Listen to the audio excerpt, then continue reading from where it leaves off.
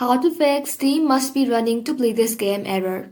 Hello everybody and welcome back to our channel. So let's get started without any further ado. There are different reasons why this happens, so I'll go through the solutions step by step. So firstly, you want to go ahead and restart Steam. Click on the Steam icon at the bottom right corner. Then right click onto it and then simply tap on exit Steam. After that, you want to go ahead and open Steam and try launching your game again.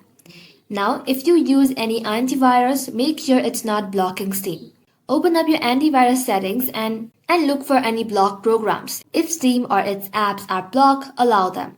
Now, if you are a part of Steam beta, this could be causing the issue. For that, go ahead and open Steam. Then press on the Steam icon, tap on settings, and under account, find beta participation and change it to none. After that, you want to go ahead and press OK and restart Steam. Now, corrupted files or missing games files can trigger this error. For that, we have to verify the game files first.